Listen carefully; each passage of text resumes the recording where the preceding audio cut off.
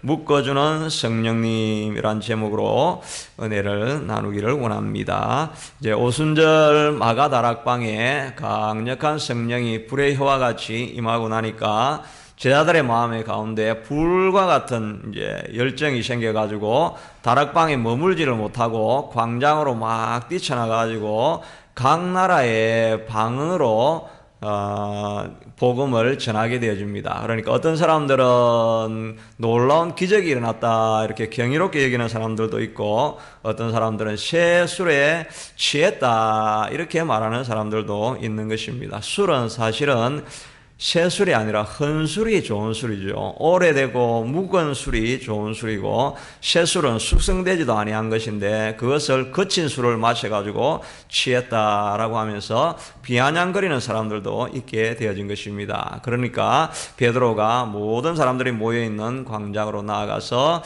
이 지금 일어나고 있는 일이 무엇인 줄 아느냐, 이 일이 사실은 요엘서에 기록되어져 있던 예언이 지금 우리에게 임하고 있는 일이다라고 하면서 성령이 임할 때 이런 일이 일어난다라고 말하고 있는 것입니다. 그래서 앞에 보면 말세에는 이런 날이 있겠다, 이런 일이 있을 것이다 이렇게 이야기했는데, 성경에서 말하고 있는 말세는 우리가 말하는 것처럼 막 지진이 일어나고 천지지변이 일어나고 이래가 막 심판의 날이 오기 전에 바로 그때도 말세인데, 그걸 또 이제 말세의 말이라 이거 말세의 지말이다 이렇게 하고, 성경에 말하는 이제 말세라는 말은 예수님이 오시고 난 이후부터는 다 말세가 되는 것입니다. 히브리서 1장 2절에 보면 이 모든 마지막 날에, 이 말세라는 말이 영어로는 the last day 같은 말입니다. 이 마지막 날에는 아들을 통하여 우리에게 말하시리라 말씀하셨으니, 그러니까 아들을 통해서 예수님이 오셔서 말씀하신 그때서부터 마지막 날이 말세가 시작이 되어졌다 하는 것을 알 수가 있습니다. 그러니까 초대교회나 지금이나 다 말세인데, 이 말세가 되면 성령이 임하게 되어서 이런 일이 일어나리라 하는 것을 요엘서를 통해서 예언하셨다 하는 것입니다. 성령이 일어나면 있게 되는 이 정상을 살펴보면서 우리도 이런 성령의 역사하심이 우리 속에 있기를 소원하는 마음으로, 어떤 모습이 성령이 임하면 나타나게 되는가 하는 것을 살펴보면, 성령이 임하면 마음에 꿈과 소원이 다 일어나게 되어 있다는 것입니다. 17절에 보니까 하나님이 말씀하시기를 말세에 내가 내 영을 모든 육체에게 부어주리니 자녀들은 예언을 하고 또 청년들은 환상을 보고 나이 든 사람들은 꿈을 꾸리라 이렇게 말했는데, 예언하고 환상을 보고 꿈을 꾸고 하는 이 말은 다 원래 한마디 하나의 의미입니다. 하나님이 구약 성경에 말씀하실 때는 예언으로 말씀하시기도 하고 환상을 보이시기도 하고 꿈을 통해서 이렇게 하나님께서 직접 말씀하시게 되죠. 그런데 하나님이 우리에게 말씀하시고 마음에 해야 될 말을 넣어주면 우리의 마음 가운데 정말 불타는 마음이 있어가지고 그 말을 하지 않을 수 없는 소원이 우리 속에서 일어나게 된다 하는 것입니다. 누구든지 하나님의 음성을 듣고 나면 그 일을 가만히 두고 있을 수가 없는 것이, 그것을 꼭 발설하려고 하는 그런 간절한 소원과 열망이 다 생기게 된다는 것입니다. 그래서 예레미야에서는 보니까 하나님이 너희가 이제 멸망과 패망이 올 것이니까 바벨론에게 항복하고 거기에 빨리 포로가 되어서 갈 생각을 하라 이런 말을 자꾸 하니까, 파멸과 멸망을 선포함으로 여호와의 말씀으로 말미암아 내가 종일토록 치욕과 모욕거리가 된다라고 이렇게 예레미야가 말하고 있습니다. 이 치욕과 모욕거리가 되지만은 이 예레미야서 20장 9절에 보니까 내가 다시는 여호와를 선포하지 아니하며 그의 이름으로는 절대 말하지 아니하리라 하면 나의 마음이 불붙는 것 같아서 골수에 사무치니 답답하여 견딜 수가 없다. 성령이 우리의 마음 가운데 꽉 붙들어주면 정말 아무리 막는 이런 환경이 일어나도 이 말을 막 전하지 않고는 견딜 수 없는 답답한 마음이 우리 속에서 일어나게 되는 것입니다. 그러니까 제자들이 견딜 수 없어가지고 광장으로 뛰쳐나가고 복음을 막 다른 나라 말로 선포를 하게 되는 것이죠. 어제 제가 이제 어떤 여자분 한 분을 만났는데 이분은 아주 정말 단순한 분입니다. 정말 이렇게 북한에서 넘어와가지고 북한 사람들이 굉장히 단순한 면이 있지 않습니까? 단순한 면에서 이 사람은 그냥 마음에 드는 말이 있으면 정말 이 사람은 하나님의 말씀을 이렇게 하는 사람, 자기가 기도를 할 때마다 자꾸 이렇게 상황을 보니까 그 말을 꼭 하고 싶은 마음이 생기는데 그 말을 하려고 하면 자기가 입을 탁 치면서 내가 어떻게 그런 말을 할 수 있나? 나는 절대 못한다. 그러면서 하나님 이 말을 넣어주지 마세요. 이렇게 하는데 또 기도하려고 눈만 감으면 이 말을 해라. 이 말을 해라. 이렇게 자꾸 말을 해가지고 그 나중에 이제 아주 자기가 좀 높은 분인데 그분인데 찾아가가지고 정말 이거 말단 상황이 턱도 안 되는 그런 상황인데 그냥 자기가 있는 말을 그냥 나는 성령님이 하시니까 이 말을 해야 되겠습니다. 이렇게 말을 하고 나왔다는 것입니다. 그렇게 하니까 그분은 나중에 노발대발을 했지만은 내가 보기에는 이 사람은 정말 성령에 잡혀가지고 지금 해야 될 말인데 그 말을 그분이 꼭 들었어야 되는데 하는 그런 느낌은 저는 받을 수가 있더라는 것입니다. 근데 성령이 우리 마음 가운데 임하면 꼭 해야 될 말, 이런 마음이요. 불과 같은 소원을 우리에게 두시게 된다 하는 것입니다. 빌립보서에도 보니까 너희 안에 행하시는 이는 하나님이시니 너희 안에 소원을 두고 행하게 하신다는 것입니다. 하나님의 소원을 자기가 직접 풀어버리시는 게 아니라 우리의 마음에 소원을 두어가지고 우리로 행하게 하신다 하는 것입니다. 그러므로 우리가 이런 소원이 일어나지 않고 또 낙심이 되어 있고 아무런 마음에 하고 싶은 일이 없고 또 삶의 목표가 없고 이럴 때는 기도하면서 하나님 내게 불과 같은 성령을 좀 더하여 주시옵소서 이렇게 기도하면 마음에 간절한 열망과 소원이 일어나게 된다 하는 것입니다. 또 우리가 성령이 임하시면 정말 꿈꿀 수 없는 상황에서도 사람들이 꿈을 꾸게 된다 하는 것입니다. 내가 18절에 보니까 내가 내 영을 남종과 여종들에게도 부어주리라 이렇게 말하고 있는데 이 남종, 여종은 사실은 그 당시에도 여자들은 인권이 무시되어지고 숫자에도 치지 않는 그런 열악한 환경에 있었지 않습니까? 그런데 성령이 임하면 여자들도 벌떡 일어나가지고 하나님의 말씀을 막 선포하고 싶고 새로운 꿈을 가지게 된다 하는 것입니다. 그러니까 어떤 열악한 환경에 있는 사람들도 성령이 임하면 뭔가 새로운 일을 할 수 있다는 열망과 소원과 꿈이 막 일어나게 된다 하는 것입니다.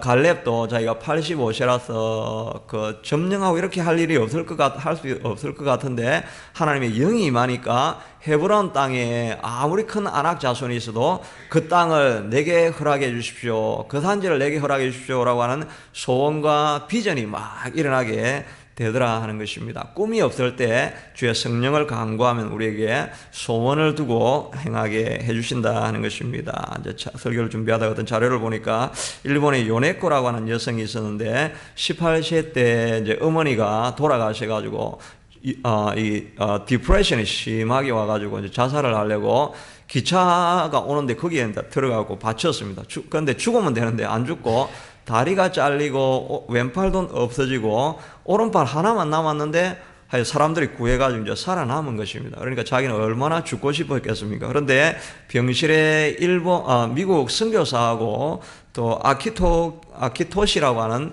이 청년이 찾아와가지고 복음을 전했는데 그 성령을 그가 받게 되어진 것입니다. 그러니까 그런 절망적이고 가장 비참한 상황에서도 살고 싶은 열망이 막 생기고 복음을 전하고 싶은 그 오직 한 가지 열망이 이 여성을 사로잡아 버린 것입니다. 그렇게 하니까 살아야 되겠다라고 하는 소원이 생기게 되어지고 결국은 복음을 전했던 이 아키토스라고 하는 청년과 결혼을 했는데 산다는 것이 황홀하다라고 하는 이런 책을 적게 되어진 것입니다. 거기에 보니까 힘내십시오. 하나님은 나 같은 장애인도 사랑하십니다. 당신이 하나님의 목적을 따라 살면 삶은 여전히 황홀할 것입니다. 이렇게 정말 전혀 일어설 수 없는 상황에 있는 사람도 성령이 임하게 되면 그 성령으로 무언가 하고 싶은 그런 열망과 소원을 일어나게 해준다 하는 것입니다. 그런데 이 꿈을 가지게 되면 그냥 꿈만 가지고 너 혼자 해봐라 이렇게 하는 게 아니라 성령이 그 꿈을 끝까지 이루어갈 수 있게 되도록 인도도 하고 보호도 해주신다 하는 것입니다. 19절에는 또 내가 위로는 하늘에서는 기사, 그러니까 이적을 행하고 아래로는 땅에서 징조를 베풀으니 곧 피와 불과 연기로다 이렇게 했는데, 피와 불과 연기라고 하니까 우리는 멸망시키는 이런 징조 이렇게 생각할 수 있는데, 사실은 이 말은 하나님이 인도할 때, 애국 백성들을 인도해 갈 때 처음에 피를 문설주에 발랐죠. 그래서 사망의 사자가 오는 것이 그냥 문설주를 패스오버하게 유월할 수 있게 되도록 해주는 게 어린 양의 피가 있었습니다. 피로 보호를 받았죠. 광야에 가니까 불기둥하고 연기 나는 그 구름 기둥으로 이스라엘을 보호한 것이 아닙니까? 그러니까 피와 불과 연기라는 말은 성령이 임하면은 이렇게 우리를 끝까지 인도해주고 가이드해준다는 말인 것입니다. 그러니까 꿈만 가지고 있어라, 너 혼자 해라고 하는 것이 아니라, 꿈을 가졌는데 하나님 내가 능력이 없고 힘이 없고 자원이 없습니다, 어떻게 해야 될지를 모르겠습니다 라고 하나님 앞에 기도하면 성령님이 우리를 가이드를 다 해주신다는 것입니다. 그러니까 누구든지 지혜가 부족하거든 후히 주시고 꾸짖지 않으시면 하나님께 구하면 하나님께서 가이드를 해주셔서 지혜를 주셔가지고 우리가 가야 될 길을 가게도 해주신다 하는 것입니다. 그뿐만 아니라 또 성령이 우리에게 임하게 하시면 꿈을 주셨는데 그 꿈을 끝까지 붙들고 마침내는 이루는 데까지 성령님께서 그걸 완성하게 해주신다 하는 것을 알 수가 있는 것입니다. 사도 바울이 이제 예루살렘으로 꼭 가서 연보도 전하고 유대인들에게도 복음을 간절히 전하고 싶어서 예루살렘으로 향하여 갑니다. 그래서 가다가 밀레도에서 에베소 장로들을 불러가지고 이야기를 하면서 내 앞에는 결박과 환란이 기다린다고 하나, 그러나 주 예수께서 받은 사명, 이 복음을 전하는 일을 위해서는 내 생명을 조금도 귀한 것으로 여기지 아니한다 이렇게 이야기를 하고, 또 이제 가이사라에 이제 이스라엘 땅에 이르러 가지고 가이사라의 항구에 도착하니까 또 빌립의 네 딸들이 예언을 하면서 퍼포먼스를 하면서 묶이게 될 것이다 이렇게 이야기해도 어찌하여 울어서 내 마음을 슬프게 하느냐, 나는 결박을 당할 뿐만 아니라 죽을 것도 각오하였노라 이렇게 하면서 이제 끝까지 그 길을 가게 되는데,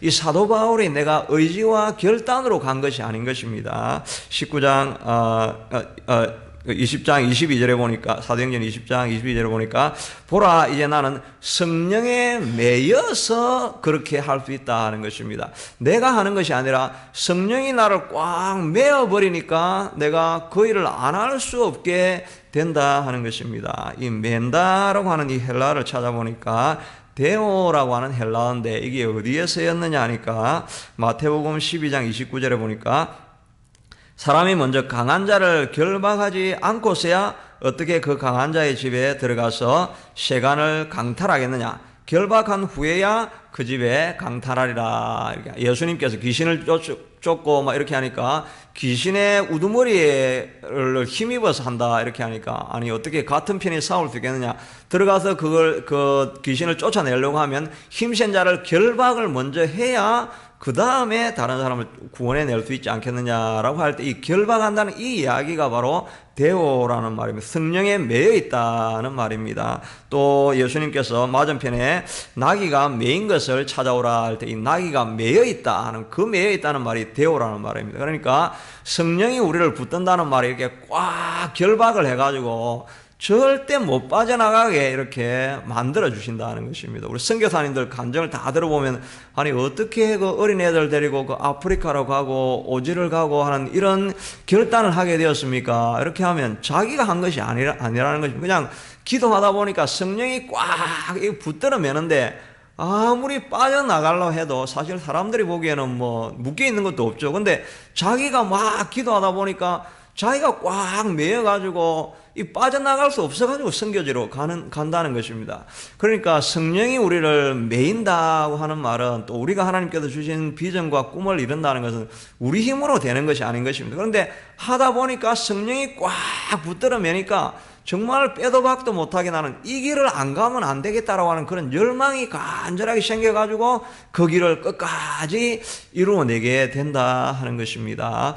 그러니까 우리가 하나님이 주신 비전, 또 하나님이 내 마음에 두시는 소원, 이런 것을 다 이끌어 가려고 하면 성령의 매임을 받아야 되는 것입니다. 기도하다가 성령의 매임을 받아야 된다는 것입니다. 오순절 성령이 임하실 때 그 일어난 현상과 기적을 보는 이런 것들이 중요한 것이 아니라 그 일이 일어나기 위해서 그 전에 사람들이 10일 동안 오로지 기도에 힘쓰니라. 이 프로스카테리오라고 하는 이 단어가 오로지 힘쓰다 하는 이 말이었죠.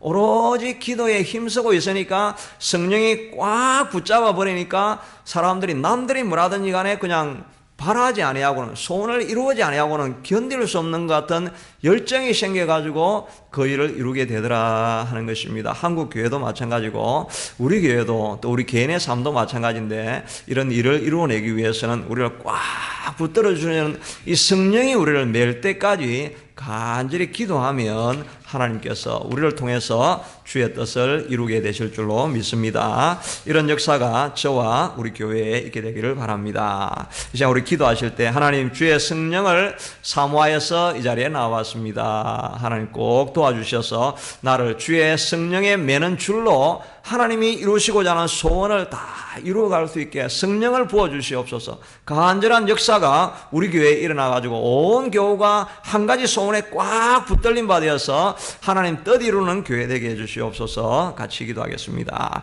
고마우신 하나님 감사합니다.